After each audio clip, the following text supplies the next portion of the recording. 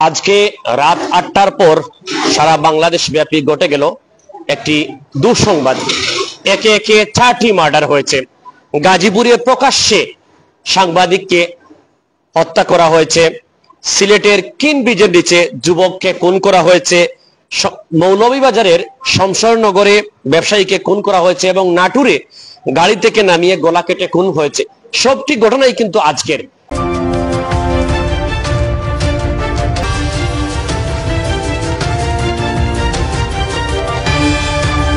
এবং আমি যদি এই মুহূর্তে আপনাদেরকে জানাই, এই মুহূর্তে রয়েছে সিলেটের ওসমানী মেডিকেল কলেজ হসপিটালের যে ইমার্জেন্সি ক্যাজুয়ালিটি বিভাগ রয়েছে সেখানে আছি। এবং আজকে বৃহস্পতিবার যে দিবাগত রাতটি ছিল, অর্থাৎ এখন রাত যেহেতু 12টার পর হয়ে গেছে, এই বৃহস্পতিবার দিবাগত রাত 11:30টার দিকে সিলেটের কিনব্রিজে ছিনতাইকারীর ছুরিকাঘাতে ডালিম আহমদ নামে একজন যুবক মৃত্যু হয়েছেন। এবং এই বিষয়টি নিশ্চিত করেছেন Sylhet SMP ADC media Mohammad Saiful Islam. তিনি জানান, ছিনতাইকারীকে কেন্দ্র করে এই ঘটনা ঘটেছে, জড়িতদের গ্রেফতারে অভিযান চলছে। এবং আমরা দেখছি কিছুক্ষণ আগে এই ঘটনার পর সিলেটের কোতোয়ালি মডেল থানার অফিসার ইনচার্জ জিয়া উল হক সহ পুলিশের ঊর্ধ্বতন কর্মকর্তা কিন্তু উপস্থিত হয়েছেন এবং তারা বলছেন যারা এই ঘটনাটি ঘটিয়েছে, সিলেটের কিনব্রিজের যুবককে ছুরিকাঘাত করে হত্যা করেছে, তাদেরকে ধরার গ্রেফতার করার প্রক্রিয়া চলছে। সাংবাদিক তুহিনের মরদেহ উদ্ধার করে গাজীপুর মর্গে পাঠায়। ঘটনাটি ঘিরে সারা বাংলাদেশের সাংবাদিক মহলে শোক ও উদ্বেগ ছড়িয়ে পড়েছে। নিহতের পরিবারের সদস্যরা দ্রুত বিচার ও জড়িতদের গ্রেফতারের দাবি জানিয়েছেন। এদিকে সিলেটের মৌলভীবাজারের পৌর শহরের শমশেরনগর রোডে এক ব্যবসায়ীকে কুপিয়ে হত্যা করেছে দুর্বৃত্তরা। বৃহস্পতিবার 7 আগস্ট সন্ধ্যার পর দুর্বৃত্তদের ধারালো অস্ত্রের হামলার শিকার হন সদাইপাতি এফ রহমান ট্রেডিং এর মালিক শাহ ফয়জুল রহমান রুবেল। গুরুতর আহত অবস্থায় সিলেটে হাসপাতালে নেয়ার পথেই তার মৃত্যু হয়। স্থানীয় সূত্রে জানা গেছে, সন্ধ্যার কিছু পর রুবেল তার দোকানে কাজ করেছিলেন। এ সময় একদল দুর্বৃত্ত দোকানে ঢুকে দেশীয় ধারালো অস্ত্র দিয়ে তার উপর হামলা চালায়। তার আর্ত চিৎকারে পাশের দোকানদার ও সিএনজি চালকরা এগিয়ে এলে হামলাকারীরা পালিয়ে যায়। প্রত্যক্ষদর্শী এক সিএনজি চালক জানান, রুবেল দোকানের পাশে মাতৃছায়া ইলেকট্রনিক্সের সামনে বসেছিলেন এবং হঠাৎ তাকে বাঁচাও বলতে শুনে তিনি দৌড়ে যান। তখনই দেখেন রক্তাক্ত অবস্থায় পড়ে আছেন। জানালে রুবেলকে Sylhet MAG Osmani medical college হাসপাতালে পাঠানো হয়। রাস্তার মধ্যেই কিন্তু রুবেলের মৃত্যু হয়। নিহত রুবেল কুলাউড়া উপজেলার কাদিপুর ইউনিয়নের গোবিন্দপুর গ্রামের বাসিন্দা। শহরের অন্যতম পরিচিত হার্ডওয়্যার প্রতিষ্ঠান সদাইপাতির স্বত্বাধিকারী ছিলেন তিনি। ব্যবসায়িক পরিচয়ে তার সুনাম ছিল। রুবেলের শ্যালক ইমন তরফদার জানান, দুলাভাই দীর্ঘদিন ধরে শহরে ব্যবসা করছেন, কার সঙ্গে পূর্ব শত্রুতা থাকতেই পারে। তারা ধারণা করছেন সেই শত্রুতার জের ধরেই তাকে নির্মমভাবে হত্যা করা হয়েছে। এদিকে ঘটনার পর পুলিশ ঘটনাস্থল পরিদর্শন করেছে। মৌলভীবাজার মডেল থানার ভারপ্রাপ্ত কর্মকর্তা ওসি গাজী মাহবুবুর রহমান জানান, হত্যাকাণ্ডের খবর পাওয়ার পর থেকেই তারা তদন্তে নেমেছেন। ঘটনার রহস্য উদ্ঘাটন এবং দোষীদের শনাক্তে পুলিশ কাজ করছে। আইনগত ব্যবস্থা নেওয়া হচ্ছে। নিহতের মরদেহ সিলেট ওসমানী মেডিকেল ময়না তদন্তের জন্য রাখা হয়েছে। পুলিশ বলছে, হত্যাকাণ্ডের পেছনে কারণ উদ্ঘাটনে জোর তদন্ত ঘটেছে। এদিকে নাটুরের লালপুল উপজেলার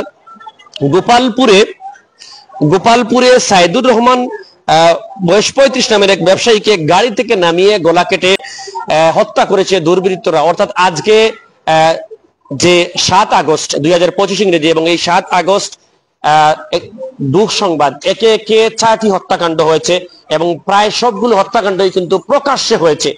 এবং বিশেষ করে যে গাজীপুরে সাংবাদিককে প্রকাশ্যে হত্যা করা হয়েছে, এখানে দুটি বক্তব্য উঠে এসেছে ইতিমধ্যে। সাংবাদিক নিউজ করেছেন এবং আরেকটি নিউজ এসেছে যে তারা যেটি বলছেন যে চাঁদাবাজির ঘটনা নাও হতে পারে। তবে সাংবাদিক হিসাবে আমি এবং সাংবাদিক মহলের যে দাবিটি হচ্ছে, একজন সংবাদকর্মী নিউজে তার ভুল ত্রুটি থাকতেই পারে, নিউজ প্রকাশ পাশাপাশি তিনি সাংবাদিক হিসেবে সংবাদ প্রকাশ করতেই পারেন, কিন্তু সেজন্য তাকে যে প্রকাশ্যে কুপিয়ে হত্যা করতে হবে এমন কোনো কথা নেই। বিশেষ করে এই অন্তর্বর্তীকালীন সরকার আসার পর, ডক্টর ইউনূস সরকার আসার পর সাংবাদিক মহল, বিশেষ করে সাংবাদিকরা ভেবেছিল হয়তোবা বাংলাদেশে স্বাধীনভাবে সাংবাদিকতা করতে পারবে, নিরপেক্ষ সাংবাদিকতা করতে পারবে, কিন্তু আসলে কোন সরকারের, বিগত সরকারের সহ কোন সরকারের আমলেই বাংলাদেশের যে রাষ্ট্রের চতুর্থ স্তম্ভ মহান পেশা সাংবাদিকতা পেশা, নিরাপত্তা নাই। সাংবাদিকরা ঝুঁকি নিয়ে কাজ করছেন। কোন একটি নিউজ প্রকাশ করলে সেই নিউজের সাথেই পাশাপাশি বিভিন্ন মহল থেকে যাদের বিরুদ্ধে নিউজ যায় তারা সাংবাদিকদেরকে চাপ দিতে থাকে, নিউজটি ডিলিট করার কথা বলে, নিউজ করলেন কেন, হুমকি দিতে থাকে, আহত করে। এবং সর্বশেষ যে চেষ্টাটি চালানো হচ্ছে সেটি হচ্ছে দুর্বৃত্তরা এবং সন্ত্রাসীরা এবং দুর্নীতি যারা করে, খারাপ মানুষ, তারা কিন্তু সাংবাদিককে মেরে ফেলতেও দ্বিধা করছে না। এবং আজকে যে 4টি ঘটনা ঘটে গেল, গাজীপুরে সাংবাদিককে প্রকাশ্যে কুপিয়ে হত্যা করা হয়েছে, নাটোরে ব্যবসায়ীকে গাড়ি থেকে নামিয়ে গলা কেটে হত্যা করা হয়েছে, মৌলভীবাজারের শমশেরনগরে ব্যবসায়ীকে হত্যা করা হয়েছে, এদিকে সিলেটের কিনবিজে রাত 11টার দিকে যে যুবককে খুন করা হয়েছে। অর্থাৎ মানুষ বর্তমান এই অন্তর্বর্তীকালীন সরকারের এই সময় 1 বছর পরে এসে যে গণ অভ্যুত্থান জুলাই আগস্ট বর্ষপূর্তি পালন করছে একদিকে, ঠিক তারই সাথে সাথে সাধারণ মানুষ দ্বিধাহীনতায় ভুগছে। বর্তমান যে প্রশাসন রয়েছে, পুলিশ প্রশাসন এবং প্রশাসনের যে এই হঠাৎ করে প্রশাসনের এই নড়বড়ে অবস্থার জন্য সাধারণ মানুষ দিশেহারা। অনেক মানুষ ঘরে ঠিকমতো ঘুমাতে পারছেন না। আগে যেভাবে ফ্যাসিস্ট আওয়ামী লীগ সরকারের বিরুদ্ধে কোনো কথা বলতে পারেননি, মানুষের বাক স্বাধীনতা ছিল না, ঠিক একইভাবে কিন্তু একদল মানুষ রাজনৈতিক এবং ব্যক্তিগত প্রভাব কাজে লাগিয়ে সাধারণ মানুষকে জিম্মি করছে। তাহলে সাধারণ মানুষের প্রশ্ন থেকেই যাচ্ছে, বাংলাদেশ কি আসলেই 1971-এর পরের যে 2024 সালের গণ অভ্যুত্থান, ছাত্র জনতার যে গণ অভ্যুত্থানে নতুনভাবে বাংলাদেশ ফ্যাসিস্ট আওয়ামী লীগ মুক্ত সরকার হাসিনা সরকারকে তাড়িয়ে দিয়ে নতুন একটি বাংলাদেশ পেয়েছিল, সেই বাংলাদেশে মানুষ কি আসলেই স্বাধীন, নাকি এই 2024-এর জুলাই গণ অভ্যুত্থানের যে আগস্টের গণ অভ্যুত্থান আন্দোলনের পরে যে বাংলাদেশ পেয়েছে সেই বাংলাদেশে কি আবারও মানুষ রাজনৈতিকভাবে সামাজিকভাবে মানুষ কি আবারও নিরাপত্তাহীনতায় ভুগবে? এই বিষয়গুলো বারবার প্রশ্ন করছে এবং আমাদেরকে বিভিন্ন জায়গা থেকে বারবার জানানো হচ্ছে যে আপনারা যারা আছেন নিউজ করছেন সিলেট শহরে কিংবা বাংলাদেশের বিভিন্ন জায়গায়, আপনারা সাবধানে থাকবেন।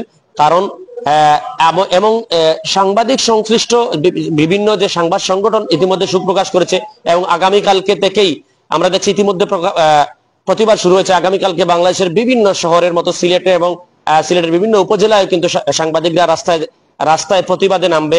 সাংবাদিকদের কাজ হচ্ছে নিরপেক্ষভাবে সংবাদ প্রকাশ করা।